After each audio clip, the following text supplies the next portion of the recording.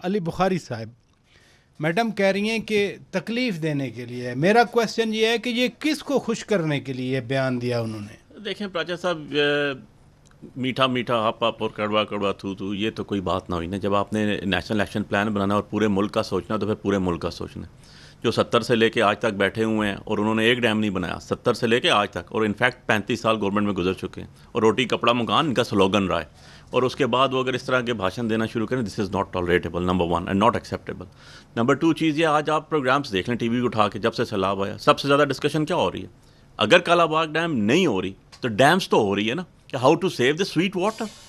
اب میں یہ کوشچن کرنے کا تو حق رکھتا ہوں. اس پہ میں آپ کی بات پہ آ رہا ہوں. اس پہ کوئی کنٹروورسی نہیں ہے کہ چھوٹے ڈیم بننے چاہیے. مثلا ستلج، راوی، چناب کا پانی یہ تو کالا باغ ڈیم میں جا ہی نہیں سکتا، جہلم کا پانی نہیں جا سکتا. لیکن پھر وہ کنٹروورسی کیوں چھوڑی گئی؟ کس کو خوش کرنے کے لیے؟ بات بالکل یہ نہیں ہے. ان کی اپنی رائے ہے، اس پہ اسد کیسر صاحب آپ کو باقاعدہ سے اپنی ایک بتا چکے ہیں. ہم نے چلایا اس کے اندر. اب دوسری بات یہ ہے، اگر انہوں نے ایک بات کہی ہے as a C M of the province, تو اس کو بیٹھ کے بات کرنے میں کوئی حرج ہے؟ پوچھنے میں کوئی اعتراض ہے؟ یا اس کو ڈسکس ہی نہیں کرنا چاہیے کہ نہیں یہ ڈسکس کیا تو ہم مر مٹ جائیں گے؟ ایسے نہیں ہوتا. وہ جو پیپلز پارٹی کا موقف سامنے آیا وہ یہ ہے کہ یہ تکلیف کا ٹائم ہے، متحد ہونے کا ٹائم ہے، تنازع کھڑا کرنے کا ٹائم. اب میں ادھر آ جاتا ہوں. تکلیف کا ٹائم ہوتا ہے نا جب، تو اس کے بعد اس کے اوپر مرہم رکھا جاتا ہے. میں یہ تو کہہ سکتا ہوں نا کہ 2022 کے اندر جب سیلاب آیا، یہی گورنمنٹ بیٹھی ہوئی تھی، یہی سندھ کے اندر بیٹھے ہوئے تھے، اور آج انٹرنیشنل میڈیا کہہ رہا ہے کہ انہوں نے 2022 سے کوئی سبق نہیں سیکھا. ہمیں تو نہیں کہہ رہا وہ، ہم تو نہیں اس ٹائم بیٹھے ہوئے تھے، ہم آج بھی نہیں ہیں، یہی بیٹھے ہوئے ہیں اور یہی کر رہے ہیں.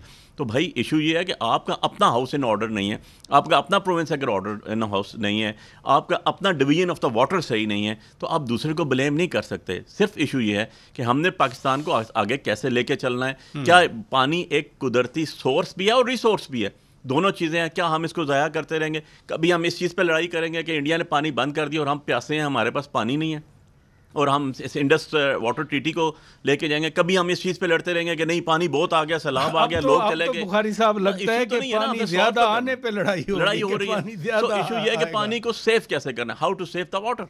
اب اس پانی کو سیو کرنے کے لیے ہم کیا کہیں گے؟ ایک چیز اور میں بتاؤں آپ کو. اب رانا صاحب نے، میرے بھائی ہیں، بڑے احترام سے کہہ دیا ہم تو سیاسی لوگ نہیں ہیں. انہوں نے کہا جی ہم اندر نہیں جاتے اسمبلی میں.